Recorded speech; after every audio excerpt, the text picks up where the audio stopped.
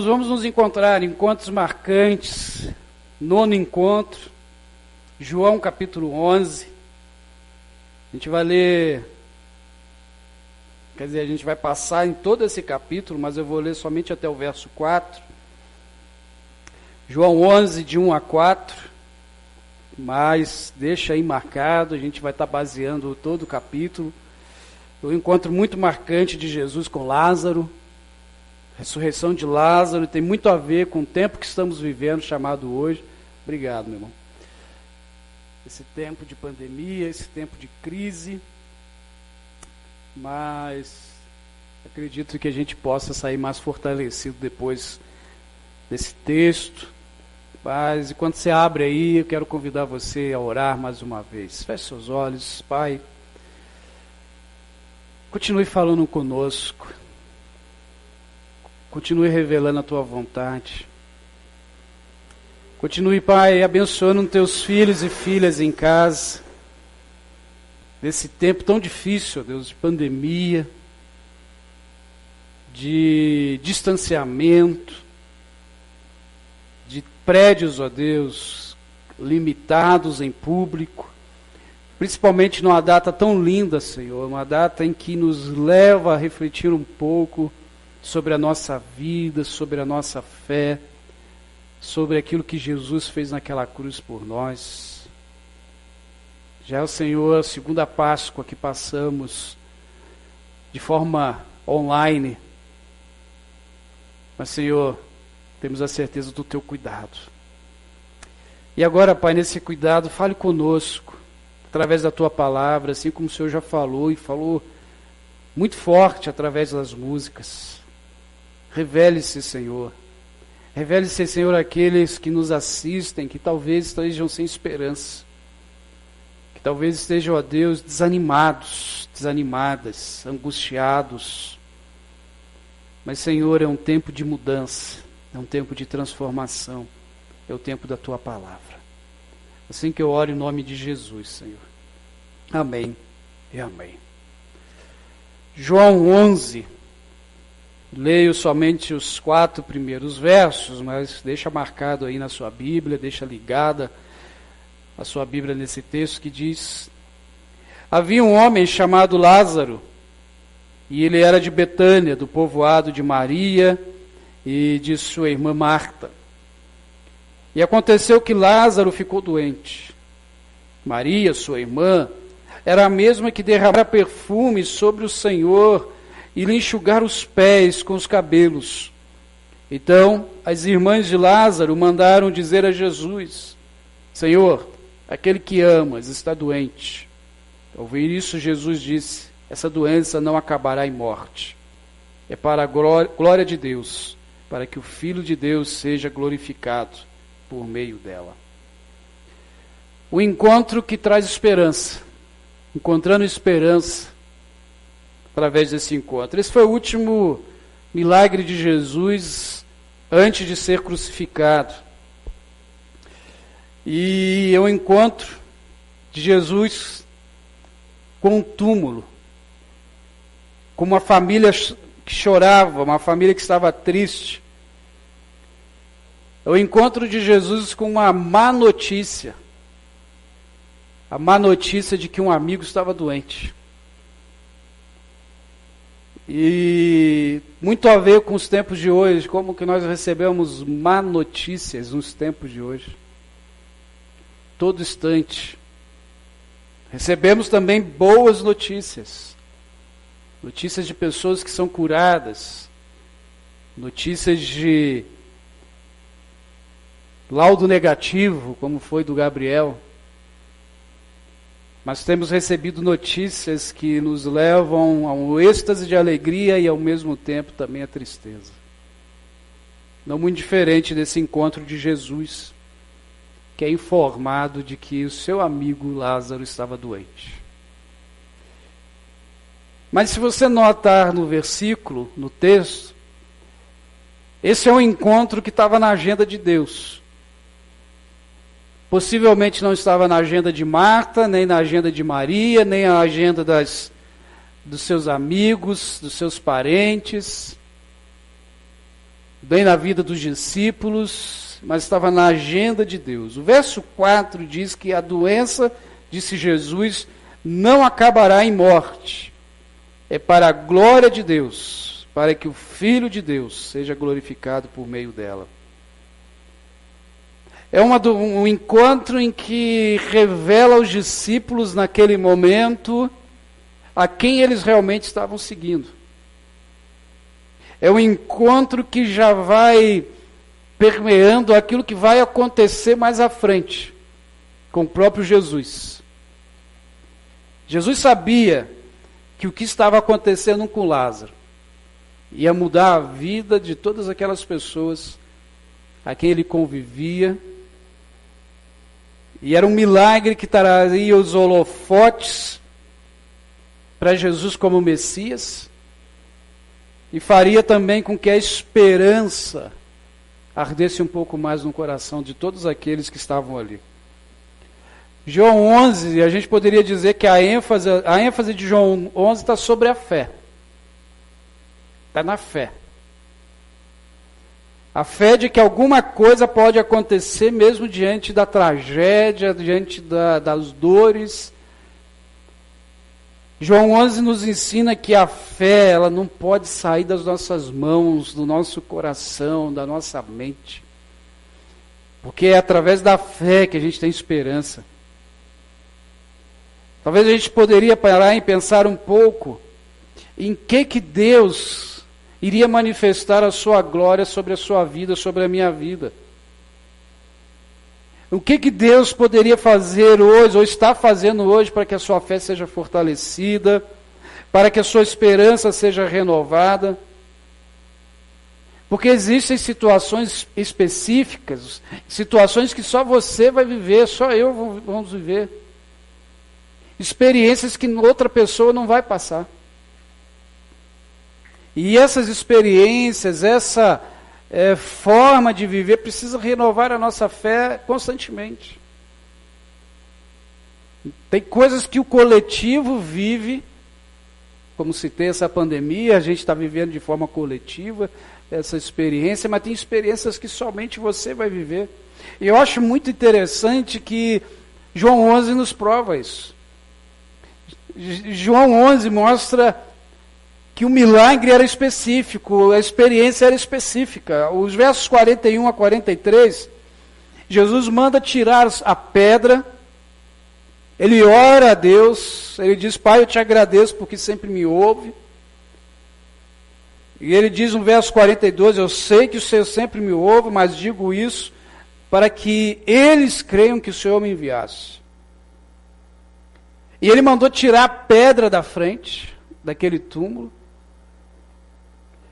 E ele olha para o túmulo e diz o seguinte: Lázaro, saia. E o milagre ali era só para Lázaro. Era só para a família. Irmãos, Jesus está diante de um cemitério. Eu já falei isso aqui outras vezes na igreja. Jesus, se dissesse assim, morto, saia para fora, ia ser um caos naquele dia. Ia ser um problemão naquele dia, porque o Senhor da vida está diante de um local de morte. E se ele diz, morto, sai para fora, ia ser um tal de túmulo se abrir, morto levantar. Porque os mortos iam responder ao chamado dele, porque era o Senhor da vida que estava ali. Por isso ele diz, Lázaro, saia. Lázaro, venha para fora. Era específico aquele milagre. Era específico aquela ação, não era para outros, era para Lázaro. Às vezes a gente passa meio desapercebido nesse texto, nesse sentido, mas ele está ali, diante de um cemitério. Seria um caos, imagine, caixões se abrindo, pedras sendo removidas e um monte de morto a ressuscitar. O que isso me ensina? Que existem coisas, situações que a gente não esperava, mas só vai acontecer com a gente. Milagres que só vão acontecer com a gente. Você nunca se pegou perguntando o seguinte: por que com ele, não comigo? Porque tinha que ser com ele, não com você. Você vai ser diferente, vai ser de outra forma.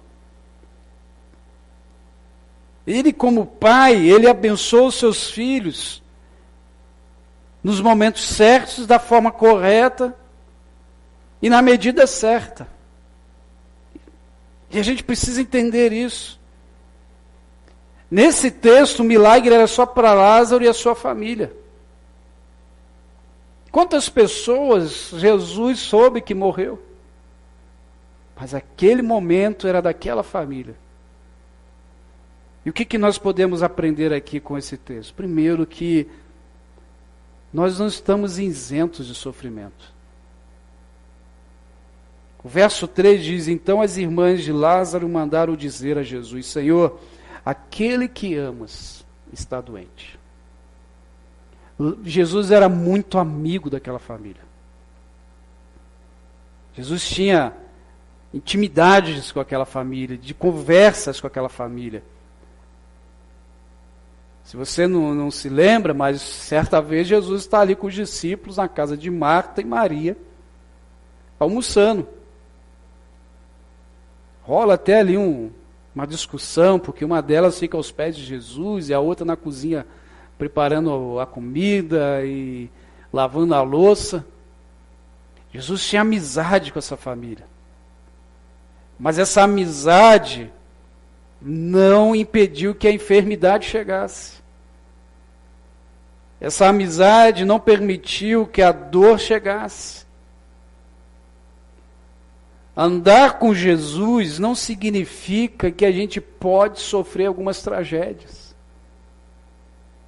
Andar com Jesus não significa que você tem que ficar enclausurado uma semana esperando resultado médico para saber se pode ir para a rua, não. Ter Jesus como Senhor de nossas vidas não significa que a gente não vai passar dificuldades financeiras e econômicas. Conflitos, tragédias podem nos invadir, sim. É interessante, e aí a gente precisa tomar um pouco de cuidado, por isso a gente precisa entender que a gente não está isolado dos sofrimentos do mundo, porque nós estamos no mundo.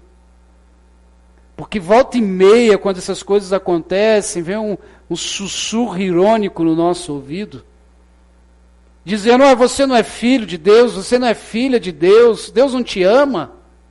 Por que você está passando por isso? Você não diz aí que Deus está amando você, por que você está sofrendo? Por que está passando por isso tudo aí? Você não vai para a igreja, você não dizima, você não canta, você não prega, enfim, por que você está passando por isso? E a gente precisa entender que esses sussurros não podem vir de outra pessoa, a não ser do próprio diabo, como fez com Jesus lá em Mateus 4. Quando Jesus foi tentado por ele, diz: olha, se tu é filho de Deus, transforma essas pedras em pães. E veja a pergunta: se tu és filho de Deus. Se tu é filho de Deus, por que está sofrendo? Nós não estamos blindados ao sofrimento.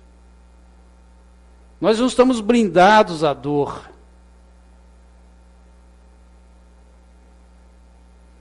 A fé que nós temos em Jesus não é um escudo para as circunstâncias que estão à nossa volta. A fé nos faz ter relacionamento com o Senhor, mesmo diante das lutas e das dificuldades. O apóstolo Paulo mesmo, ele nos deu exemplo disso lá em 2 Coríntios 12, 7 a 10, que diz: para me impedir que me exaltasse por causa da grandeza dessas revelações, foi-me dado um espinho na carne, um mensageiro de Satanás para me atormentar. 3 vezes roguei ao Senhor que o tirasse de mim, mas ele me disse: minha graça é suficiente para você, pois o meu poder se aperfeiçoa na fraqueza. Portanto, eu me gloriarei ainda mais alegremente em minhas fraquezas, para que o poder de Cristo repouse em mim. Por isso, por amor de Cristo, Alegrarei-me nas fraquezas, nos insultos, nas necessidades, nas perseguições, nas angústias, por quando eu sou fraco, é que eu sou forte. O apóstolo Paulo nos ensina que o que nos sustenta, e essa é a diferença, é a graça. É o Senhor caminhando conosco. Não é a isenção dos problemas, não é a isenção das dificuldades, não é a falta da doença, mas é a graça dele, é saber que como ele está ressuscitado, ele está conosco. Ele não prometeu ausência, mas ele prometeu a presença dele conosco e em nós, na caminhada. Ele mesmo disse que nós teríamos aflições. Mas ele não parou nas aflições, ele disse: tenha bom ânimo, eu venci o mundo, Jesus venceu. Essa é a nossa certeza de esperança. Não é não ter mais as dificuldades. Não é mais ter o perigo de pegar o Covid. Mas é saber que mesmo diante disso, das dores, das doenças, ele venceu. E ainda é saber que ele está comigo até o último dia. Mateus 28 diz: eu estarei sempre com vocês até o fim dos tempos. Verso 28. Queridos, sabe que a gente precisa relembrar constantemente, principalmente diante das crises, é que Jesus continua sendo o mesmo. Ele não mudou. Quantos e quantos hoje estão abalados? E quando eu digo abalados, não é o abalar de tanta desgraça que a gente está ouvindo, de tantas mortes, porque isso é natural, a gente vai ficando ansioso, a gente vai ficando preocupado, mas abalados na fé. E nesse abalar da fé, se isolando de Deus, se afastando de Deus. Nesse abalar da fé, acreditando que Deus não existe.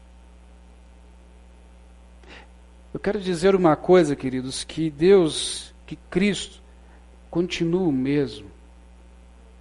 E que a nossa fé precisa estar pautada nele.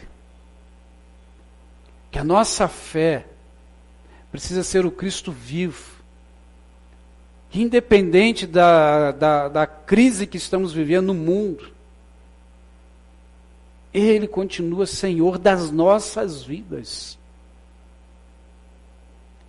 E caso viemos a morrer, estaremos com Ele. Ontem nós, entregando as cestas, falávamos com um casal, e aí a gente começou a falar sobre a questão da morte. E a gente brincava, né, que a gente não está com pressa. Por isso o cuidado. Porque o nosso maior sonho é ir para o céu. Mas ninguém está com pressa de ir. Mas essa fala, ainda que em brincadeira, precisa ser uma verdade. A certeza do céu. A certeza da eternidade. Porque a cada dia as misericórdias do Senhor estão se renovando sobre nós. João 11, de 4 a 15, isso mostra de forma muito clara. Eu queria que você lesse depois em casa, para a gente ganhar um pouco de tempo. Ainda temos a ceia. E como os irmãos sabem, a gente está aí vivendo um tempo de toque de recolher, então os irmãos, a gente não pode sair daqui depois das 8. Não quero problema depois. Mas as misericórdias do Senhor, elas se renovam e se renovou sobre a vida dessa família de forma extraordinária. A gente às vezes não consegue entender por que Jesus se demorou. Eu, pelo menos, com raras exceções, quando alguém me pede ajuda, a gente já tenta ir já quase que na hora. Com raríssimas exceções. E Jesus levou 2 dias. Imagine, você liga aqui, pastor, eu preciso de algo assim, preciso de um aconselhamento, de um atendimento, sei lá, alguma coisa. Eu falo, daqui a 2 dias eu te atendo. Mas pastor, é para ontem. Não, daqui a 2 dias eu te atendo. Aí você vai falar aqui, porcaria de pastor que a gente tem também, que não atende a gente. É essas coisas aí que você ia falar. Jesus levou 2 dias. E a gente pensa assim, poxa, por que ele não foi na hora? Por que já não pegou ali carona com aqueles que foram avisar? Por que ele ainda permaneceu ali? Por que ele ainda diz assim para os discípulos, essa doença não é para a morte, é para que a glória de Deus seja manifestada? Naquele tempo havia uma crença, eu li sobre isso num comentário, de que os judeus acreditavam que o espírito do morto ainda pairava ali uns 2 dias, próximo ao corpo. E eles tinham até a esperança de que o defunto poderia se levantar e ressuscitar. Talvez seria uma mentalidade, que agora me fugiu agora o nome da doença. Samira está aqui, se ela lembrar me ajuda. Catalepsia. Se não for isso, irmãos, depois você pesquisa aí. Que é aquela ideia, é uma enfermidade que a pessoa fica como morta, mas ela não está morta. E acaba sendo enterrada viva. Não sei se era esse pensamento que eles tinham naquele tempo, mas havia essa crença de que o morto poderia ressuscitar, poderia levantar-se. Então, acredita-se que Jesus leva mais 2 dias para chegar, então foram 4 dias para chegar ali e o corpo já estava enterrado, já estava no túmulo, que eram diferentes dos nossos, que eram em pedras, em rochas escavadas. Talvez Jesus esperou por causa disso, mas o que eu quero chamar a sua atenção é que esse milagre da ressurreição, logicamente, é maior do que o milagre de cura. Que, ao meu ver, qualquer um dos dois, para mim, é surpreendente. Mas traz aqui também a ideia daquilo que iria acontecer com ele, não 4 dias, mas 3 dias após a sua morte. E traz a ideia para mostrar para aqueles que estavam em sua volta que, primeiro, ele é o Senhor da vida. Ele é o Cristo. Ele é o Deus em forma de homem encarnado que está entre eles. E segundo, para mostrar a sua misericórdia. A sua misericórdia, que é justamente trazer aquilo que nós não merecíamos, mas ele trouxe. Irmão, se tem uma certeza na nossa vida é que 100% das pessoas vão morrer. A morte faz parte da nossa vida. A gente não fala sobre isso. A gente tem terror de falar de morte. E como eu disse em mensagens passadas, por isso que a gente hoje está vivendo um tempo tanto de angústia, de ansiedade, de depressões, porque nunca vimos falar de tanto sobre morte do que nesse pouco mais de 1 ano de pandemia. Mas a morte faz parte da nossa vida. Umas naturais, outras causadas e outras, infelizmente, por consequência de falta de planejamento, como a gente vê no nosso país. Mas a morte faz parte. E a morte, ela faz parte do pecado. Porque nós fomos feitos por Deus para não morrer. É difícil a gente entender isso. Mas a morte só entrou na nossa existência, só entrou na nossa vida por causa do pecado. E o apóstolo Paulo vai dizer que o salário, a consequência, o pagamento do pecado é a morte. Quando Jesus ressuscita Lázaro, ele está dizendo, está aqui alguém que está acima da morte. Está aqui alguém que nem a morte pode superar e suportar. Prova disso que hoje, domingo de Páscoa, a gente celebra a ressurreição, porque Jesus, como eu sempre gosto de brincar, matou a morte. Porque nem ela, a morte, que foi o último inimigo vencido por Deus, o último inimigo do homem vencido por Deus foi a morte. Porque se há algo que você e eu temos temor, é a morte. Mas em Cristo, nem ela pode nos causar medo. Uma vez numa aula na sala, falando sobre desenvolvimento do idoso, aula de psicologia, o professor perguntou o seguinte: quem não tem medo da morte aqui?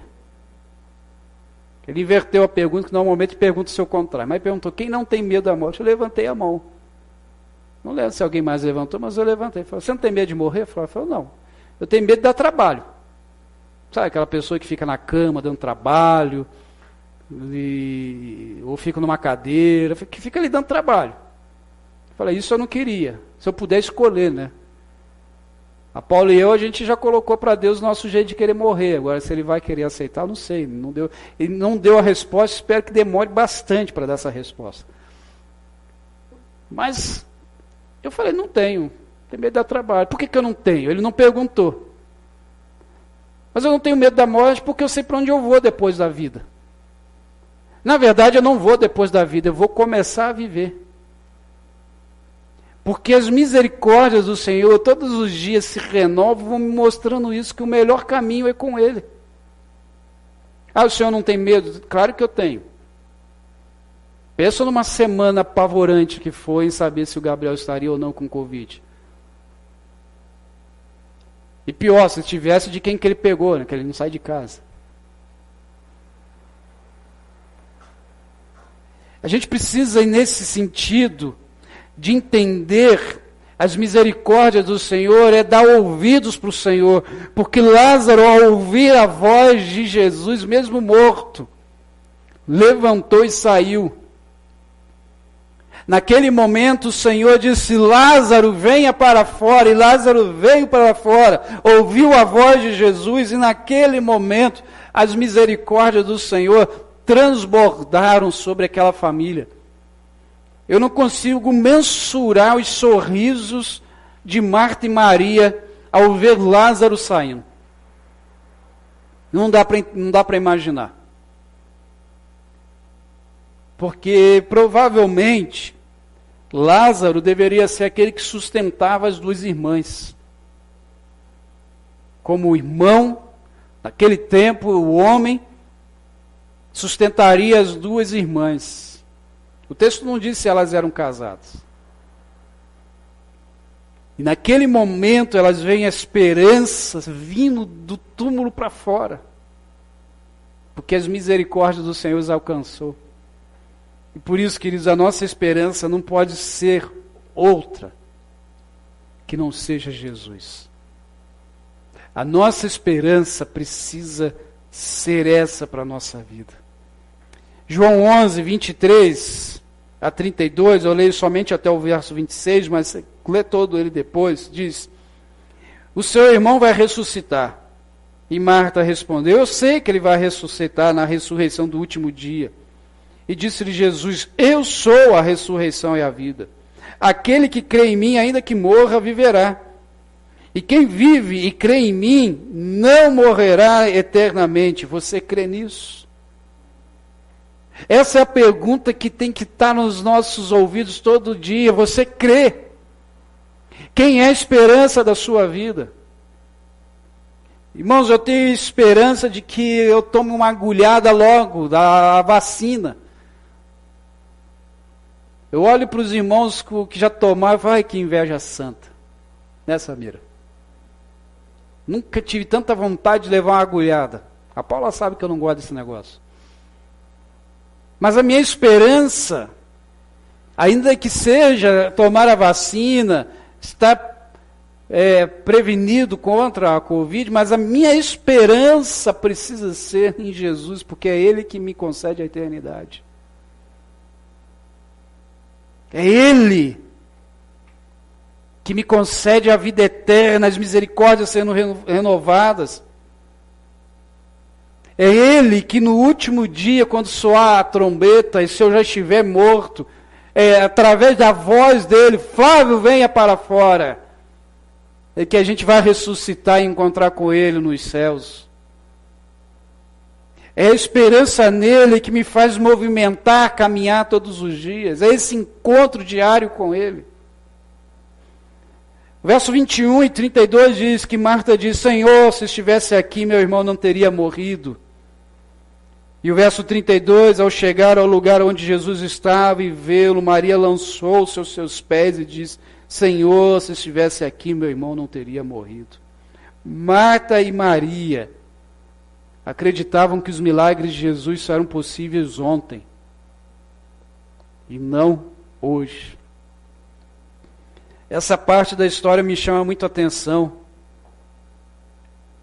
porque elas esperavam que Jesus só poderia fazer alguma coisa enquanto Lázaro estava vivo, mesmo doente, mas vivo. Isso me ensina a importância dessa urgência da fé em Cristo, entendendo que Ele não é o Deus do ontem,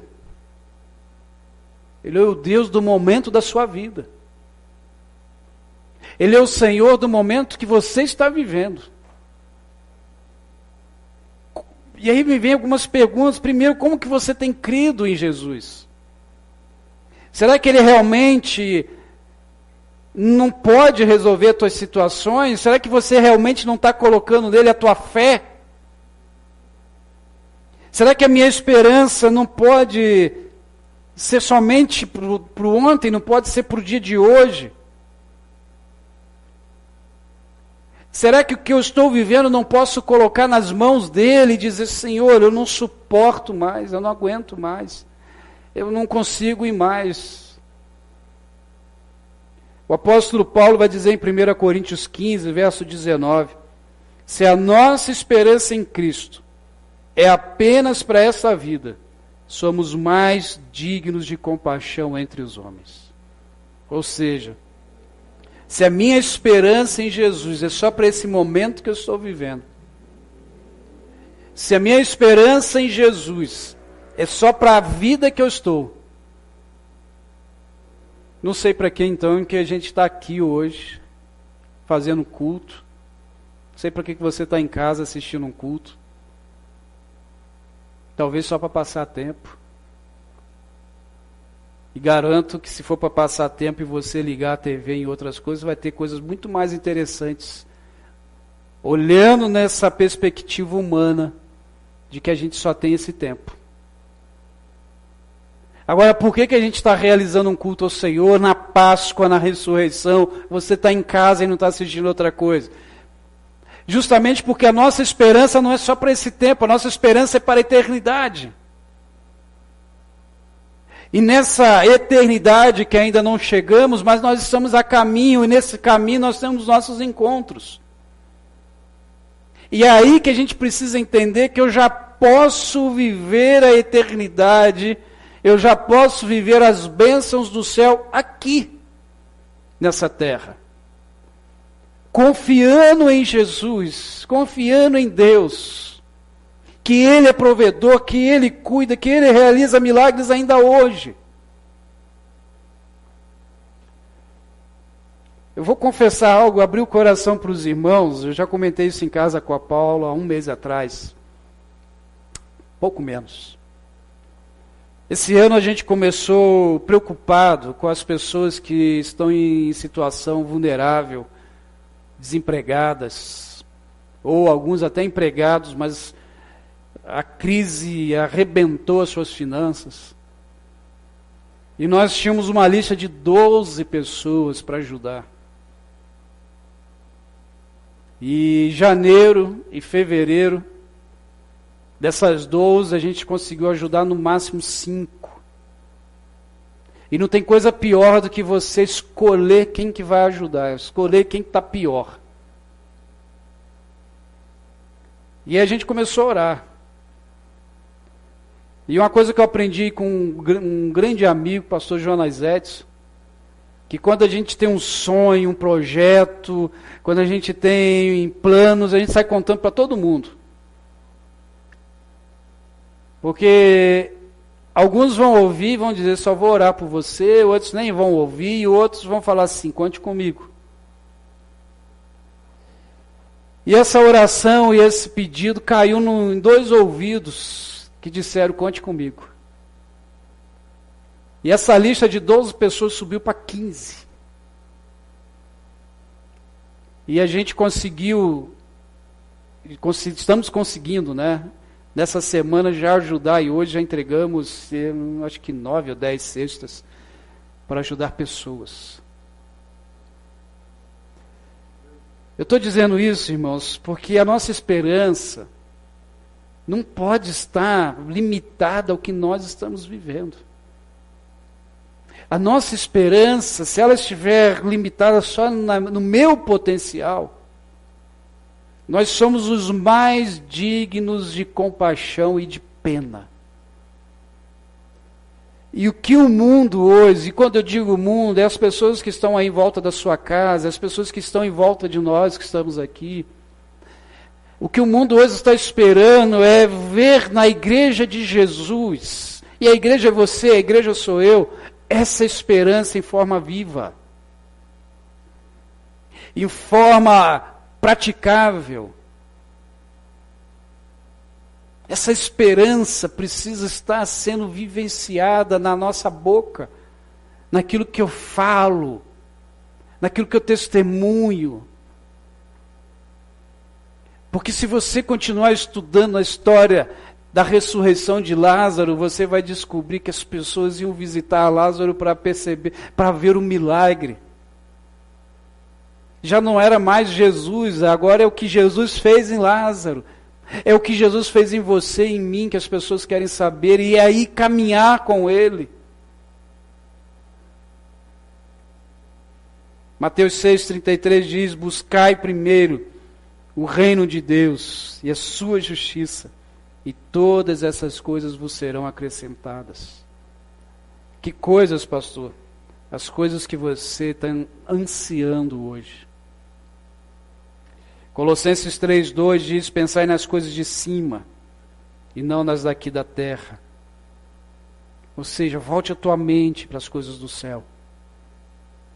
Volte a tua mente, o teu coração para as misericórdias do Senhor e o cuidado dEle, a esperança que só Ele traz.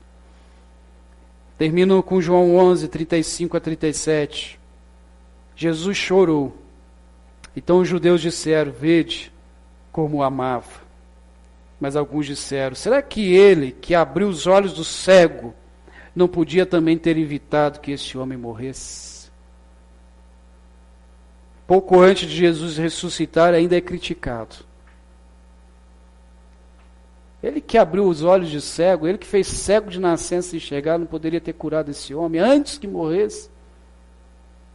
Às vezes nós limitamos o poder de Jesus. Limitamos no nosso preconceito. Limitamos o poder de Jesus diante da nossa pequenez. Mas esquecemos que Ele é o Senhor da vida. Mais à frente, Lázaro está ressuscitado. Hoje o Senhor pode renovar a sua esperança. Pode renovar a minha esperança. Hoje Ele pode trazer a vida para você e para mim. O memorial da ceia nos traz isso. Esse relembrar da esperança que é Jesus. Porque Ele está vivo. Ele está aqui no prédio. Ele está aí do seu lado. Ele está com você todos os dias até o dia em que Ele voltar e nos levar para a casa do Pai. Por isso, eu queria convidar você a orar antes do memorial da ceia e a refletir um pouco. Aonde você perdeu a sua esperança? O que tem feito você tão angustiado e angustiado? E nessa oração eu convido você a pedir ao Senhor que renove as suas forças e a sua esperança. Ó Pai, tempos difíceis esse que nós estamos vivendo, tempos difíceis esse que Lázaro e as suas irmãs viveram, principalmente as suas irmãs. ao ver o seu irmão morto, enterrado. Mas o Senhor, através da tua palavra, trouxe a vida e renovou a esperança para aquela família. Pai, eu te peço agora em nome do teu Filho Jesus, aquele que está presente entre nós, renove a esperança desse querido e essa querida que nos assiste hoje. Renove, ó Deus, com as tuas misericórdias, que possam entender, ó Deus, que tu não és Deus de ontem, tu és Deus do momento em que estamos. Tu és o Senhor que ouve o nosso clamor. Não há impossíveis para o Senhor.